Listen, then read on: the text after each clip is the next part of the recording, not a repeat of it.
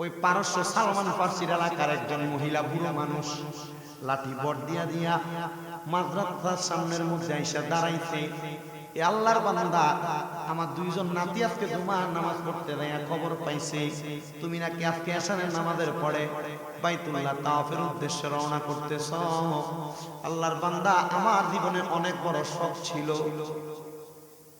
আমার জীবনে অনেক বড় শখ ছিল আমি বাইতুল্লাহ তাওয়াফ করব, মদিনা শরীফ জিয়ারত করব, কিন্তু আমার এমন কোন পুরুষ মানুষ আমার বাড়িতে নাই দেনি আমার মক্কা মদিনা দেখাইবো।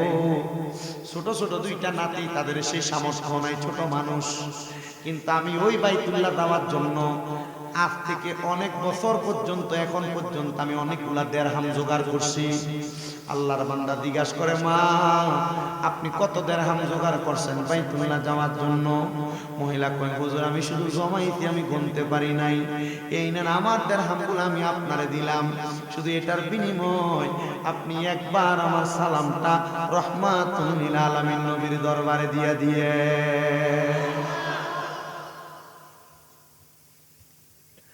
আল্লাহর বান্দা চিন্তা করলেন, আমার বয়স বাড়ি হয়ে গেছে, আমি বাইতুল্লাহ যাইতে পারবো কিনা, টাকা আর অপেক্ষা করলে জানি না।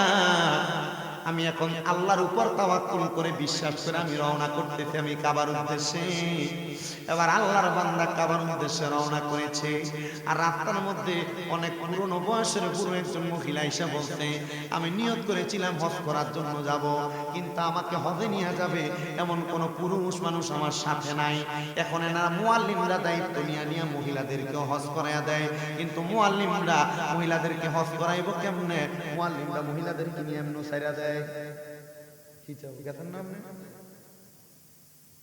মাসুদ মিয়ার আব্বা গেছেন নি? মজা লাগছে নি?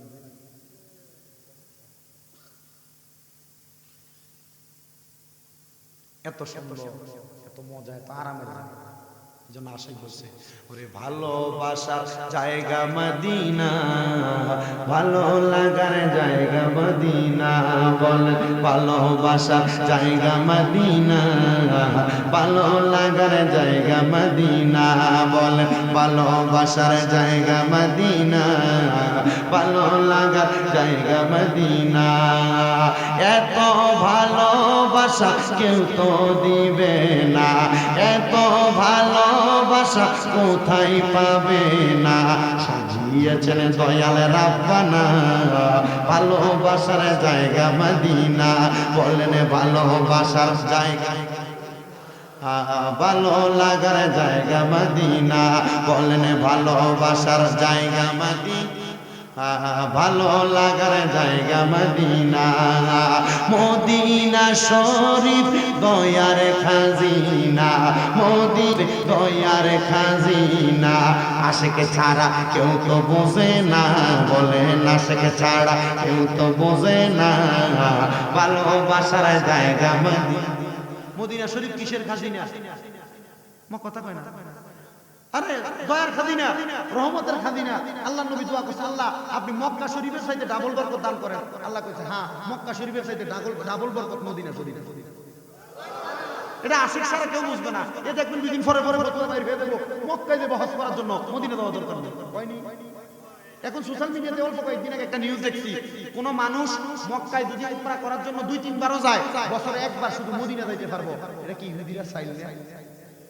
ইহুদিরা চাইল না, কারণ মুসলমানের শান্তির জায়গা, প্রশান্তির জায়গা মদিনা শরীফ। একটু মহাব্বতে মদিনা শরীফ দয়ার খাজিনা, মদিনা শরীফ দয়ার খাজিনা, আশিকে ছাড়া অন্য বোঝে না, বলেন আশিকে ছাড়া কেউ তো বোঝে না, ভালোবাসার জায়গা মদিনা, বলেন ভালোবাসার জায়গা মদিনা, ভালো লাগার জায়গা মদিনা, বলেন ভালোবাসার ভালো লাগার। আমার বাবাজিরা, বন্ধুরা, ওই মহিলা মক্কা যাওয়ার জন্য দেরহাম জমাইছে। আল্লাহর বান্দা বান্দা ফারসে ডাক দিয়া কই ও মা আপনি কত দিরহাম জমাইছেন মহিলা ডাক দিয়া কই বাবা মক্কায় যাওয়ার ইচ্ছা হইছে কখন থেকে জমানো শুরু করছি এখন পর্যন্ত জমাগুলো টাকাগুলো আমি গুনতে পারি নাই টাকার পুটলিটা আল্লাহর বান্দার হাতের মধ্যে দিয়া দিছে আল্লাহর বান্দা কয় আল্লাহ আমি যখন ঘর থেকে বের হইতেছিলাম আমি আপনার কাছে দোয়া করছি আল্লাহুম্মা বিসমিল্লাহি তাওয়াক্কালতু আলাল্লাহ আল্লাহ আপনি কবুল করেন আপনার নামে শুরু করতেছি এবং আপনার উপর আমি ভরসা করেছি বান্দা শুধু দোয়া করেছে আল্লাহুম্মা বিসমিল্লাহি তাওয়াক্কালতু আলাল্লাহ আপনারা মনে মনে আরেকবার মনে মনে পড়েন আল্লাহুম্মা বিসমিল্লাহি তাওয়াক্কালতু আলাল্লাহ হে আল্লাহ কবুল করেন আপনার নামে শুরু করতেছি এবং আপনার উপর ভরসা করেছি বান্দা কয় আল্লাহর কসম মহিলাদের দিরহামগুলো আমার হাতের মধ্যে দিছে আমি তাকে দেখলাম একটা মানুষ নয় এই দিরহাম দিয়া আরেকজন মানুষ হজ করতে পারবে আমি ওই দিরহামগুলো দেখা মহিলাকে বললাম মা গো মা আপনি আর দেরি করবেন না আমার সাথে চলেন আমি আপনারে হজ করামো মহিলা ডাক দিয়া কই হুজুর আপনি আমার জন্য গায়রে মাহরাম আপনি আমার চেহারা দেখতে পারবেন না কিন্তু আপনি আমার হজে কেন নিবেন আপনি আপনার পথে চইলা যান আল্লাহর কসম আমার আল্লাহ যদি আমারে কবুল করে আমারে আপনার পাক রব্বুল আলামিনের ঘর তাওয়াফ করার সুযোগ করে দিবে আল্লাহ চাইলে সম্ভব কি আল্লাহ চাইলে সম্ভব আমরা আল্লাহর কাছে চাই না আমার ঘরে ফলাফাইনি আমি সব দিয়ে আমার কাছে দোয়া চাইতেছে আমার কইছে যে আমরা দোয়া করি আমাদের তোমরা এলাকার 65 জন নিকে দিলা তোমরা 65 67 জন ফলাফাইনি একসাথে ওসি মিল থাকবা তোমরা চাইলে বানাইতে পারবা 65 বলেন যদি এক জায়গা খারো কথা কই না ঠিক আছে না যদি একটা সংকট করা জানি কো হুজুর দোয়া করি মাইন করে গাড়িতে বড় শতা এতে না জীবন খালি তোমরা জানে না কি কইলা হাই চিন্তা করি তার মন মানসিকতা কতটুকু কুচ্ছিত লে কথাতে আমার পর্যন্ত এই করতে পারে আমি তুমি বিয়ে করবা নিয়ম খারাপ কথা তোমার মনে মনে বুঝি লাগে কথা কই না কেন এর লাগে ওই আমরা মসজিদের মাফিলায় কই দিছি 20 বছর হয়ে গেল ধরে ধরে বিয়ে করে দিল হুজুর খাওয়াইবো কিটা এই খাওয়ানি কাজ আমনে করি না আল্লাহু খায়রুর রাজিক আল্লাহ উত্তম রিজিক দেয় আমনে ফুটে দে আগাম কম করে বেরে তখন এগুলোর গুনাহ তো আমনে দম মারে কথা কই না কেন হ্যাঁ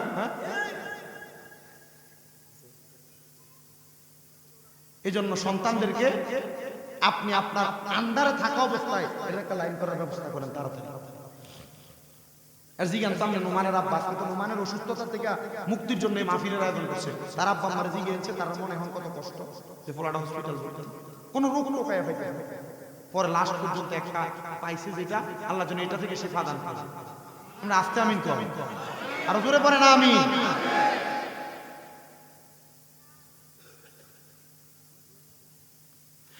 আল্লাহর বান্দা চলে গেছে হজ করার জন্য মহিলা কয় হুজুর আমি আপনার সঙ্গে যাইতে পারবো না আপনি আমার এখান থেকে ছেড়ে দেন আপনার হজ করার দায়িত্ব আমি আপনার কাছে আমার হাদিয়াগুলো প্রদান করলাম ওই আল্লাহর বান্দাকে আমি গেলাম হজ করার জন্য মক্কায় আমি তাকে দেখলাম রে যেই মহিলা আমার দিরহাম দিয়ে সহযোগিতা করেছে আমি বাইতুল্লাহ শরীফের প্রথম চক্করে তাওয়াফ দিতেছি আর আমি দেখছি ওই মুরব্বী মহিলা হাজরে আসওয়াদের মধ্যে চুম্বন দিতেছে কোন জায়গায় চুমা দেয় এটা কোনটারে কয় কালা পাথর এটা দিবে কোন কালা পাথর কেমন আচ্ছা এই মুরব্বী যারা যারা হজ করছে এরা জিঙ্গিয়েছে এটার কাছে দিয়ে যাওয়া যায়নি আর একারে কাজ পর্যন্ত যাইতে কষ্ট না যারা পারে না তারা দূর থেকে ঠিক আছে যারা দূর থেকে সুমা দিয়ে ঠিক আছে নি কেউ কোন রকম ওই যে ব্যক্তি ধরতে পারে তার পিছন দিয়ে হাত দিয়া হাতে সুমা আর যারা একটু শক্তিশালী তারা মোটামুটি আগাইতে পারে এরা দেয়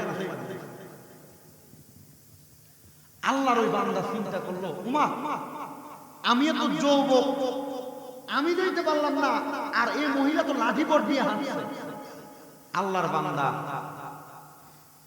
ওই জায়গায় থাকা অবস্থায় চিন্তা করলাম আমি আমার তাওয়াফটা শেষ করিয়ে মহিলা লোক কথা কমু যে আমার আগে কেমনে বাইতুল বাইতুল মহিলা আড়ে কি দিয়ে আছে আমার তো শখ আছে যাইতে তো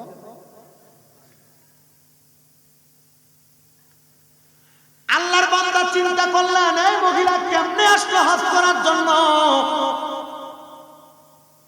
আল্লাহর বান্দা 7 চক্কর দেওয়ার পরে মহিলারা তালাশ করে 7 চক্কর দেওয়ার পরে সেখান থেকে আরেকটা জায়গার ভিতরে যায় যে জায়গার নাম হলো সাফা মারওয়ার পাহাড়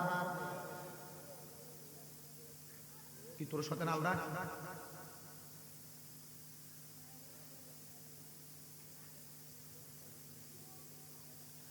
আল্লাহর বান্দা দেখে সে তাওয়াফ করার পরে যখন সাফা মারওয়ার প্রান্তরের দিকে তাকাইছে তাকিয়ে দেখতেছে ওই বুড়া মহিলা সাফা মারওয়ার মধ্যে দৌড়াদৌড়ি করতেছে মুরব্বী মানুষ এলাকায় হাঁটতে পারে না হতে নিয়ে দিলে সাফা মারওয়ায় দৌড়াদৌড়ি করে বলে শক্তি পাইলেন কেমনে বলে আল্লাহর বাড়ি আইলে আমার আল্লাহ দেহের বল বাড়ায়া দেয়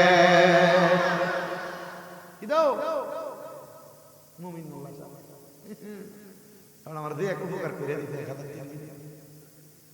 তিয়া কোনো কথা না পাইছিলেন যা খুশি হয়ে দেখো না আমার এখন হইছে না আলহামদুলিল্লাহ কই দিব নাকি ভাই কই দিব তো ভাই ভাই হ্যাঁ আমার নাকে যে পলিবাস হইছে আমি আপনার এলাকায় আসার আগে আমার এক ভাইও খবর দিছে যে বঙ্গুয়া মুমিন মোল্লা নামক এক বেটা আছে যাইতো আউনে আমরা হঠাৎ দেখলাম যে আমরা ঘরে বসছি মানে কি তারি শুনের মতো না লাগাই দাম করে ইচ্ছা মতো চলছে বেশি চলছে বলছে 2 মিনিট শুধু একটু অপেক্ষা করবে ঠিক অপেক্ষা করছে যে ভাই যে ব্যাল তুমি দিতে কইতে কিন্তু ওষুধ একটা দিতে দিতে জানি খাওনে ঘুমাইছে যেটা দিছে ব্যথা থেকে মুক্ত অনেক লাগে এটা ওষুধ ঘুমান অনেক ঘুমাইছে কিন্তু ঠিকই কইছে 7 দিনের মধ্যে ছেড়ে দেব 6 দিনের দিন আসরের নামাজের পরে হাত করে মারছে দিয়ে সাক্কা করছে রক্ত এই তো কামড়া এরপর থেকে এমনি ছিল এমনি কাম এমনি তো কাম হইতো এখন আরো বেশি কাম সর্দিটা ছাড়তো রে শুনলাম দোয়া বেশি করে করতে আচ্ছা আমার মনে আছে বঙ্গা মাহফিলের হাদিয়াটা স্টেজে উঠোনে দিতেছে আর পেটাছে আমি হাদিয়া দিয়া 5 জন বক্তা দৌড়াইতে আপনার একা দিছি হাদিয়া আপনি মনে করেন না আমি বিল্ডা গেছি আমি কিন্তু এমনি বসে নি আইয়া না টোয়াই কো মুমিন মোল্লাটা আইজো পছন্দ আল্লাহ কবুল করুক জোরে কোন আমিন তাহলে মক্কা মদিনা গেলে আরো বেশি বুড়ো যদি হয় এটা শরীরে শক্তি দেয় কি আল্লাহর বান্দাকে আমি তাকে দেখলাম রে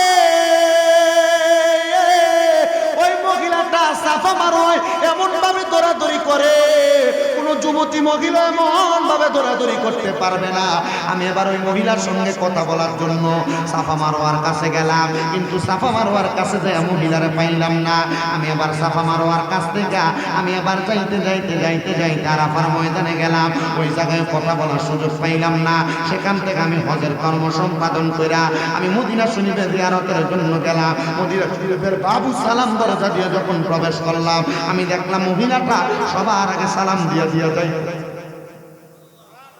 সবার আগে সালাম দিয়ে যায় আমি এইটা দেখা আমি মহিলার লাগল পাইলাম না চিন্তা করলাম ওই মহিলাটা কেমনে মক্কা মদিনা আইলো দেখছেন নিরে বঙ্গু আর বাবারা একটা মানুষ অন্তরে অন্তরে হজ করতে যাইতে পারবো না তার দেড়হাম শুধু দান করে দিছে আর যেই ব্যক্তিটা দেড়হাম নিয়ে হজ করতে আইছে আয়া দেখতেছে একজন মুরব্বী মহিলা হজ করতেছে একা একা গুইরা আমার আল্লাহ পাক চাইলে কি না সম্ভব এই জন্য আসে শুধু মনে মনে কয় মনে বড় আশা ছিল যাব মদিনায় বলেন মনে বড়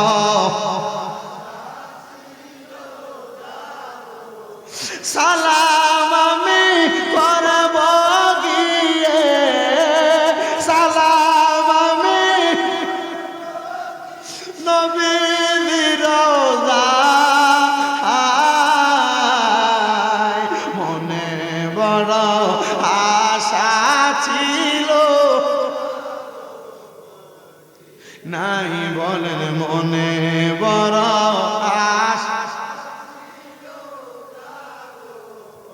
সালাম আমি করব গিয়ে সালাম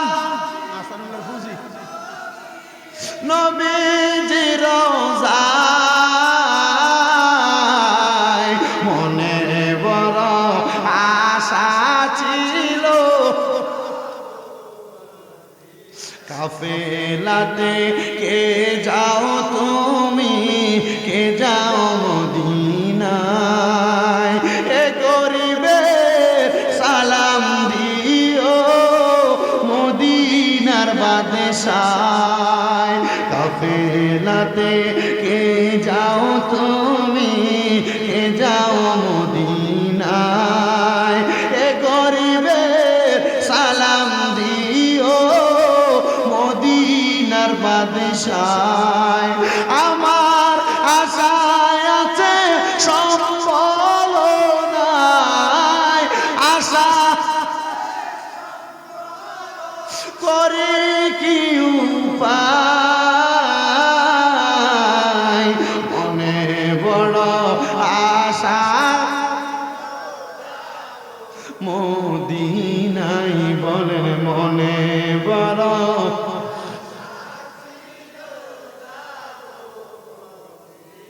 সালাম আমি করব গিয়ে সালাম নবীজির রওজায় মনে বড় আশা যাব মদিনায় হাজিদের যাত্রা পথে দাঁড়াই থাকি পথের দ্বারে হাজিদের যাত্রা পথে দাঁড়াই থাকি পথের দ্বারে যাইও গিয়ে আমার সালাম কইও গিয়ে আমার সালাম নবীজির রওজায় মনে বড় যাব মদিনায় বলেন মনে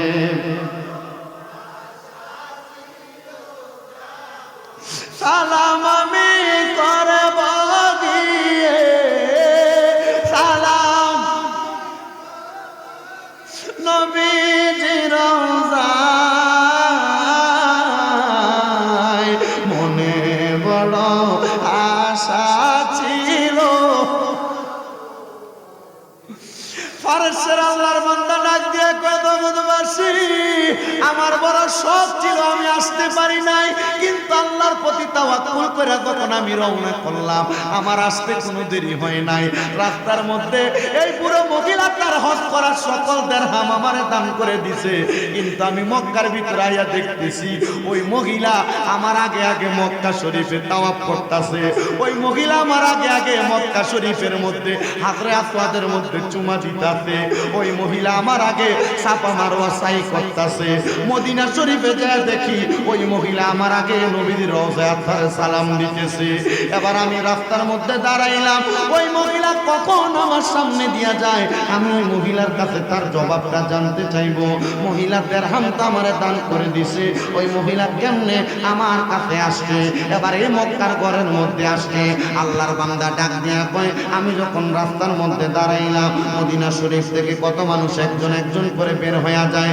কিন্তু ওই মহিলাকে আমি বের হইতে দেখলাম না হঠাৎ করে দেখলাম রে মদিনা শরীফের রাস্তার প্রান্তরের মাঝখানের মধ্যে কে জানি একটা বড় একটা উটের পিছনের মধ্যে একজন মহিলারে বসাইয়া সামনের দিকে উটটারে টানতেছে উটটা সামনের দিকে যাইতেছে যখন আমি ওই মহিলার খোঁজ পাইলাম না এবার আমি ওই উটওয়ালারে দাঁড় করাইলাম এই উটওয়ালা আপনি যে উটের পিঠে বসে একজন মহিলারে নিয়ে যাইতেছেন এই মহিলার পরিচয় কি বাড়ি কোন জায়গায় কয় আমাদের বাড়ি পারস্যের জমিনে মহিলা আপনার সম্পর্কে কি হয় ওই মহিলা আমার মা হয় হয়। এবার আল্লাহর বান্দা চিন্তা করে, ওই মহিলা তো বলছে তার আর কেউ নাই, শুধুমাত্র ছোট্ট ছোট্ট দুইটা নাবালক শিশু নাতি আছে। এবার মহিলা যেহেতু তার কেউ নাই স্বীকার করেছে, ওই মহিলাটা কেমনে স্বীকার করলো? কিন্তু এই মহিলার তো একটা সন্তান আছে, ওই মহিলার কোনো সন্তান ছিল না। এবার আল্লাহর বান্দা বললেন ঠিক আছে আপনি যান, কিন্তু আবার হতাশাগ্রস্ত চিন্তাগ্রস্ত, হয়তোবা মহিলার কোনো নামের সন্তান পেছন থেকে ডাক দেয়, ও ভাই যান আপনি একটু আপনার মাটারে আমারে দেখাইতে পারবেন নি? এবার ওই মাটারে নামাইয়া জিজ্ঞাসা করতে দে, মা গো মা, ফরিদ সাহেব তার বাড়ি কোথায়, আর আপনি কেমনে হজ করতে আসলেন? বলে বাবা আমার হজ করার কাহিনীটা বড় লম্বা। বলে কেমনে গো মা? বলে আমার ছোটবেলায় একটা সন্তান মাথার মধ্যে কেমন জানি সমস্যা হইয়া আমার ঘর ছাইরা দিয়া কোথায় জানি চলে গেছে। আমি ওই সন্তানের খোঁজ পাইছি না রে, কিন্তু আমার বয়স যখন অতীব বুড়া হয়ে গেছে, আমার কন্যা সন্তানের ঘরের দুইজন নাতি আমার কাছে লালন পালন হয়েছে। ওই নাতিগুলা আমার কাছে আইসা একজন আল্লাহর বান্দা হজে যাওয়ার খবর দেওয়ার সাথে সাথে আমি হজ করানোর জন্য কিছু দেরহাম জমাইছিলাম। ওই দেরহামগুলা আমি হজে যাইতে পারবো না মনে কইরা আমি ওই আল্লাহর বান্দারে দান করে দিছি। আল্লাহর কসম, আমার ওই 14-15 বছর আগে হারানো সন্তান আমার কাছে ওই দেরহাম দান কইরা বাড়িতে যাওয়ার পরে দেখতাছি ওই সন্তান আমার ঘরের দরজার মধ্যে বইসা রইছে। আমি জিগাইলাম কে গো তুমি? ডাক দিয়া কয় মা তুমি আমার চিনো না, তোমার আরো অনেক আগে মাথায় সমস্যা হইয়া যে সন্তান বাড়ি ঘর ছাড়া হইয়া গেছে, আমি ওই সন্তান গো মা। আমি সন্তান রেখে চিনতে পারছেন?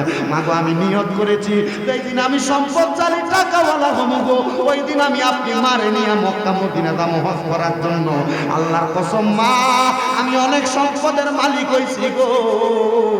আমি এই সম্পদ দিয়া হজ করতে যাওয়ার সময় আমার মনের আশাটা পূরণ করতে চাইছি, আপনি মারে রে আমি হজ করার জন্য যাবো।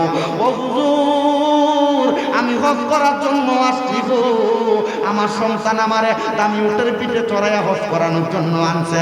আল্লাহর বান্দা কয় হজ করার রাস্তার মধ্যে খরচের টাকা পাইছি, কিন্তু ওট কেনার মতো কোনো টাকা পাইছি না। আল্লাহর কসম ওই মহিলাটার নিয়তটা ভালো থাকার কারণে ওই মহিলাটার হজের টাকাটা আরেকজন আল্লাহর বান্দারা দান করে দেওয়ার কারণে ওই মহিলার সন্তান এত বছর পরে মহিলার সাক্ষাৎ দেওয়ার জন্য আগমন করছে। এবার আপনারা বলেন আমরা আল্লাহর বান্দারা আল্লাহর কাছে নিয়ত ঠিক কইরা যদি কোনো কিছু চাই, আমার আল্লাহ আমাদের সবার মনের আশা পূরণ করতে পারে কি পারে না? আজকে বঙ্গুয়ার জমিনের মধ্যে নোমানের আব্বা আম্মা নোমানের কথা স্মরণ করে তার অসুস্থতা থেকে মুক্তি চাইয়া এত সুন্দর জান্নাতের বাগান সাজাইছে। তাদের মনে ওই বিশ্বাস, ওই আকীদা, হ্যাঁ আমার সন্তান অসুস্থ হয়ে গেছে, যদি ওয়াজ মাহফিল করে আজকের মাহফিলের মধ্যে আমার সন্তানের জন্য দোয়া চাওয়া হয়, আর আল্লাহ চাইলে আমাদের সন্তানকে সুস্থ করে দিবে। ওনার একটা সন্তান প্রবাসে আছে, আল্লাহর কাছে শুধু আপনারা আখিরি মুনাজাতের মধ্যে দোয়া করবেন আল্লাহ যেন বিদেশের সন্তানটারে সহি সালামতে কবুল করে। আর যে নোমান অসুস্থ হয়েছে আল্লাহ যেন তারা শেফা আদেলা কামেলা নসিব করে, সব বিপদ আপদ থেকে যেন আল্লাহ তারা হেফাজত করে।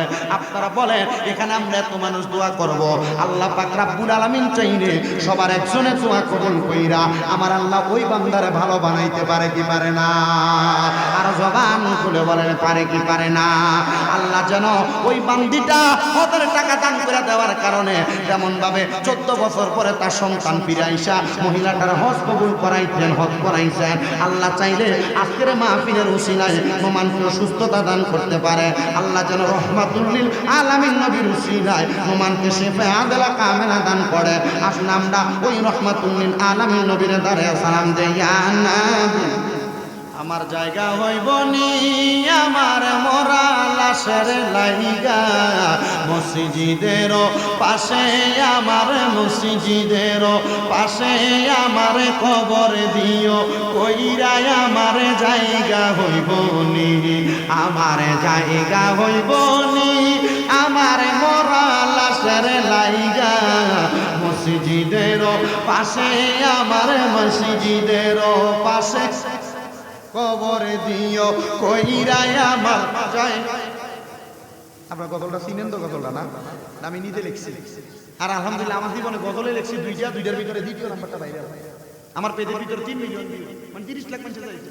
টিকটকের ভিতরে বলে 5 মিলিয়ন ভিউ। তারা দালা তোমরা দেখছো, একটু মহাব্বতের আওয়াজে জোরে কোন আমার জায়গা হইব নি আমার মরা লাশের লাইগা মসজিদের পাশে আমার মসজিদের পাশে আমার খবর দিও কইরাই আমার জায়গা হইব নি জগৎবাসী রে আমি যেদিন যাব মারা দুনিয়া ছাড়িয়া ভাই বন্ধু আত্মীয় স্বজন যাবে রে ভুলিয়া জগৎবাসী রে আমি যেদিন যাব মারা দুনিয়া ছাড়িয়া ভাই বন্ধু আত্মীয় স্বজন যাবে রে বলিয়া কষ্ট হইল 3.5 হাত কষ্ট হইল 3.5 হাত মাটি দিও কইরাই আমার জায়গা হইব নি আমার জায়গা হইব নি আমার মরা লাশের লাইগা মসজিদের পাশে আমার মসজিদের কবর দিও কইরাই আমার জায়গা হইব নি এলাকাবাসী রে আমি তোমার ছেলে সন্তান কোন দিনের লাগিয়া আমি তোমার ছেলে সন্তান কোন দিনের লাগিয়া মরার পরে কিন্তু সবাই যাবে রে বলিয়া 3.5 হাত মাটির ঘরে 4 জনে 4 কান্দে কইরা দিও রে না মায়া আমার জায়গা হইব নি আমার জায়গা হইব আমার মরা লাশের লাইগা মসজিদের পাশে আমায় মসজিদের পাশে আমার খবর দিও কইরাই আমার জায়গা জগৎবাসী রে আমি যেদিন যাব মারা দুনিয়া ছাড়িয়া রঙিন জামা কাপড় সবই নিবে রে কুলিয়া জগৎবাসী রে আমি যেদিন যাব মারা দুনিয়া ছাড়িয়া রঙিন জামা কাপড় সবই নিবে রে কুলিয়া সাদা মার্কিন কাপড় আমায় সাদা মার্কিন মাই সাদা মার্কিন আমায় দিও রে পরাইয়া আমার জায়গা হইব নি আমার জায়গা হইব নি আমার মরা লাশের লাইগা মসজিদের পাশে আমায় মসজিদের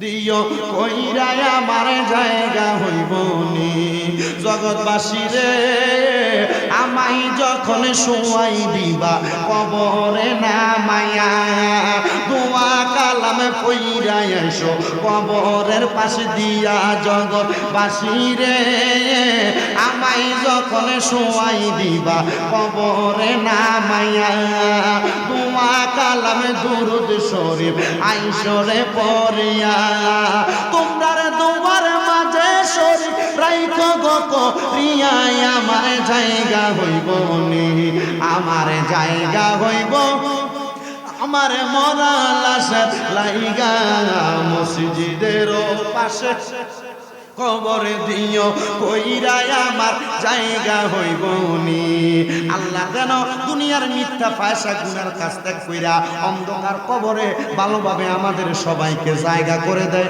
একটাবার মুহাব্বতের আওয়াজে কোন আল্লাহুম্মা আমিন তাহলে আল্লাহ পাক রব্বুল আলামিন যাদের মতো হইতে নিষেধ করলেন আমরা তাদের মতো হইব না আমরা তাদের পথে চলব না ও আল্লাহ আমরা কোন পথে কিভাবে চলবো আপনি আবার আমাদেরকে বলে দেন এবার আমার আল্লাহ পাক রব্বুল আলামিন কোরআনুল কারীমের আয়াতের মাধ্যমে জানিয়ে দেয় ইয়া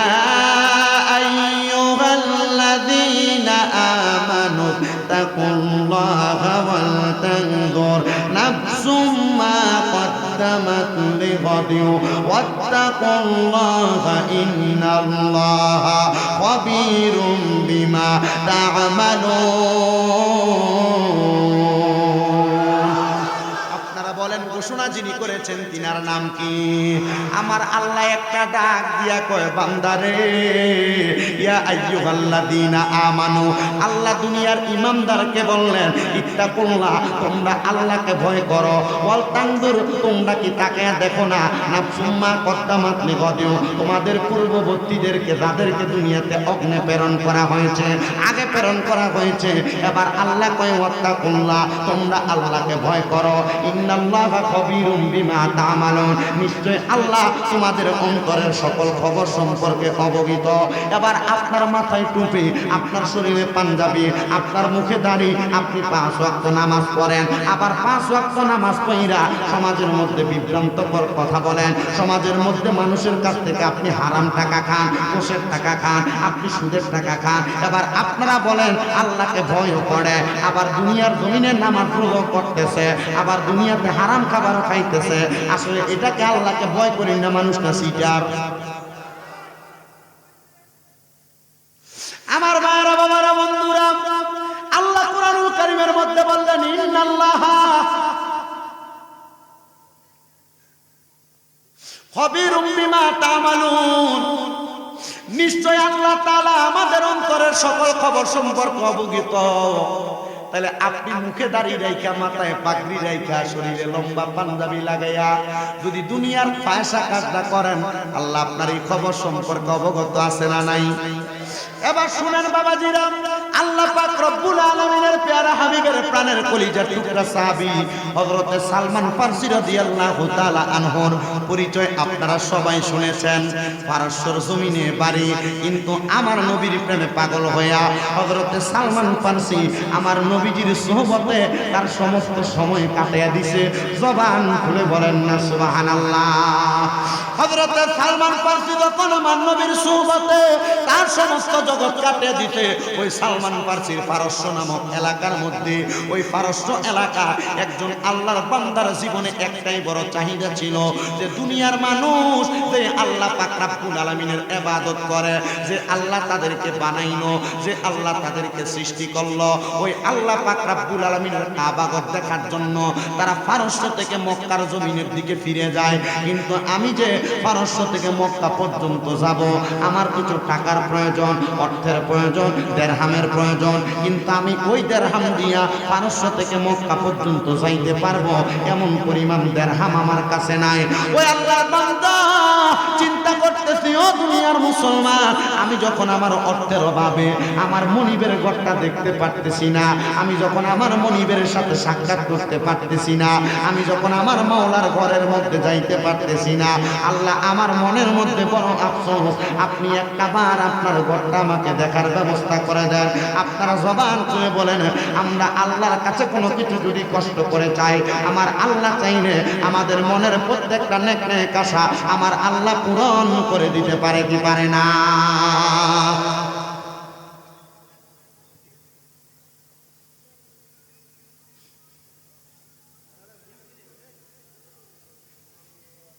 আবার লাগে মানে ব্যাবলা একটা মোবাইল দিয়ে আইছে মনে হচ্ছে দেখাইতেছে।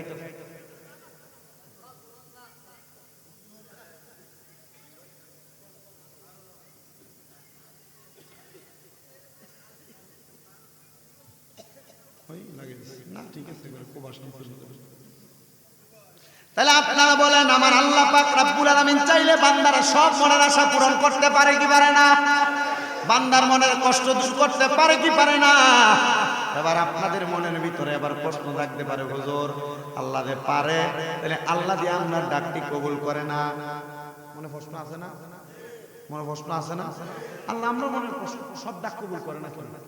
আল্লাহ যে আপনার মনের ডাকগুলো কবুল করতো, এমন যোগ্য বান্দা আপনি হয়েছেন কি? এমন যোগ্য বান্দা আপনি হয়েছেন কিনা?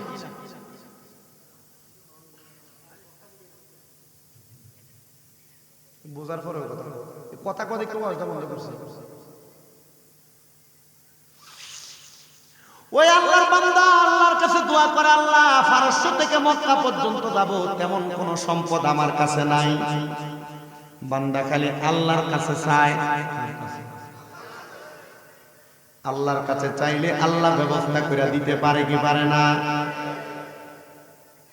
ওই বান্দায় আল্লাহর কাছে কখন চাই? দুনিয়ার সবার যখন দেওয়ার ক্ষমতা বন্ধ, ওই আল্লাহর দেওয়ার ক্ষমতা সেখান থেকে শুরু হয়ে যায়। আপনারা বলেন, আমরা ওই আল্লাহর কাছে আমাদের সকল বিপদ, সকল মুসিবত থেকে সকল কিছু চাওয়ার দরকার আছে না নাই? এবার আল্লাহর বান্দা যখন আল্লাহর কাছে তাহাজ্জুদের নামাজের মুসল্লায় বসে বসে ডাক দিয়া কয়, মনিব ও দয়াল গো, আপনার কাছে আমরা এত কিছু চাই, কিন্তু আপনি আমাদেরকে সকল কিছু দিয়ে দেন। আল্লাহ, আমার জীবনে বড় শখ, আমি যেন আমার ইন্তেকালের আগে আমি আপনার বাইতুল্লাহ কাবা ঘরটা আমি একবার তাওয়াফ করতে পারি। আপনার হাবিবে কিবরিয়া মদিনাতুর রওজাতুল মিদিয়াতুল জান্নাহ যেইটা, সেইটাকে আমি একবার জিয়ারত করতে পারি। এবার আল্লাহর বান্দা সমস্ত জীবনভর আল্লাহর দরবারে নামাজের মুসল্লার মধ্যে কান্না করতে করতে আল্লাহর কাছে যায়। আল্লাহ মনের আশা পূরণ করেন, একবার মক্কা দেখা, একবার মদিনা দেখা। বান্দা যখন বারবার কান্না করে, এমন ভাবে 1 বছর 2 বছর করতে করতে দীর্ঘ 25 বছর অতিবাহিত হয়ে গেছে। ওই বান্দার বয়স 100 বছরের কাছাকাছি, কিন্তু বান্দার মনের মধ্যে একটাই খায়, আল্লাহ আপনারে ভালোবাসে। মরণের আগে যদি আপনার বাইতুল্লাহ কাবাগর না দেখা মারা যায়, আল্লাহ আমার মনের মধ্যে কোনো শান্তি লাগবে না, আমার মনের মধ্যে কোনো শান্তি লাগবে না, আমার মনের মধ্যে কোনো শান্তি লাগবে না। বান্দা বারবার যখন কান্না করে, এবার হঠাৎ করে সিদ্ধান্ত নিলেন, আমার বয়স যেহেতু এতক্ষণ পর্যন্ত ভারী হয়ে গেছে, আমি আল্লাহর বাড়ি যাওয়ার জন্য, আল্লাহর বাইতুল্লাহ তাওয়াফ করার জন্য এখনো পর্যন্ত কোনো সম্পদ আমার কাছে আসে নাই। তাহলে আমি আর দেরি না করে এখন থেকে আমি রওনা করব, একা একা হেঁটে আল্লাহর কাবা ঘর বাইতুল্লাহ দেখার জন্য আমি রওনা করব। জবান খুলে জোরে জোরে বলেন আল্লাহু আকবার। তো আগের যুগে তো মানুষ বাইতুল্লাহ হাইটাই যাইতো, কিন্তু রাস্তার মধ্যে যে খরচ, ওই খরচ বহনের জন্য কিছু খরচের টাকা নিয়ে যাইতো। ওই আল্লাহর বান্দা বলে, আমার কাছে এমন কোনো সম্পদ নাই যেগুলা নিয়ে আমি যাব, কিন্তু আমি ওই দিন জুমার নামাজের মধ্যে আমি মসজিদের মধ্যে সবার সামনে দাঁড়াইলাম। শোনো আমার এলাকার মুসল্লির দলেরা, আমি তো অতদিন পর্যন্ত আল্লাহর বাইতুল্লাহ দেখার জন্য কান্না করি, তোমরা জানো? বলে হ্যাঁ জানি। বলে ও মুসল্লিরা, তোমরা আমার জন্য দোয়া করবা, আজকেই আমি এখান থেকে বাইতুল্লাহর উদ্দেশ্যে রওনা করব। যখন বাইতুল্লাহর উদ্দেশ্যে রওনা করবে এই কথাটা বললেন, সবাই তার জন্য খাস করে করে দোয়া করে দিলেন, যাও তুমি বাইতুল্লাহর উদ্দেশ্যে চলে যাও। যখন বারবার দোয়া করে দেয়, আল্লাহর বান্দা সবার দোয়া নিয়ে জুমার নামাজ পড়ার পরবর্তী সময়ে উনি গভীর রাত্রবেলা সফর করার জন্য রওনা করলেন। কারণ যারা দূরে হেঁটে হেঁটে সফর করে তারা রাত্র হাঁটে। বলে হুজুর কেন? কারণ রাত্রবেলা ঠান্ডা মৌসুম থাকার কারণে বেশি পথ আগানো যায়, এই জন্য রাত্রে হাঁটবে। আল্লাহর বান্দা বলেছেন, আজকে আসরের নামাজ পড়ার পরে আমি এলাকার মধ্য থেকে রওনা করব। আর এলাকার মধ্য থেকে আল্লাহর বান্দা যে রওনা করবে, এমন টাইমে এলাকার সবার কাছে জানা হয়ে গেছে। কারণ আগের যুগে যারা মক্কা মদিনা যাইতো হজ করার জন্য, এলাকাবাসীরা তার সামনে যা বলতো, এ হাজী সাহেব, আপনার কাছে আমার একটা সালাম দিলাম, রাসূলের রওজা মুবারকে আমার সালামটা পৌঁছে দিবেন। আর বর্তমান জামানায় মানুষ কোন দিক দিয়ে হজে যায়, কখন কিভাবে কি করে, মানুষ এগুলা টেরও পায় না। আর হজে যাইলে দোকানে বৈশা একজন আরেকজনের সমালোচনা করে, বলে তে হজে যাইব, তার ব্যাপার, আমরা এগুলার মধ্যে কান দেওয়ার দরকার কি? না রে মুসলমান, আগের মুসলমানেরা আরেকজন মুসলমান হজের মধ্যে গেলে তার সামনে যে তার কাছ থেকে দোয়া চাইতো, আর বলতো তুমি যখন বাইতুল্লাহ দূরে দূরে দোয়া করবা, ওই সময় আমার নামটা একবার মনে করে দোয়া কইল। তুমি যখন মদিনা শরীফের রওজায় আথারে সালাম দিবা, যখন দোয়া করবা আমার নামটা স্মরণ করে করে দোয়া কইল। তুমি যখন সাফা মারওয়ার মধ্যে দৌড়াদৌড়ি করবা, ওই সময় আমি বান্দাটার নামটা মনে রাখো। আল্লাহর বান্দা মক্কার পথে রওনা করেছে। রাস্তার মধ্যে কত মানুষ আল্লাহর বান্দাকে স্বাগতম জানায়, আহলান ওয়া সাহলান মারহাবা, দুয়ুফুল্লাহ দুয়ুফুর রহমান, ও আল্লাহর মেহমান, আল্লাহর ঘরের দিকে যাচ্ছেন, আমাদের জন্য আপনি দোয়া করবেন। এমন ভাবে বারবার যখন সবাই দোয়া করে, ওই আল্লাহর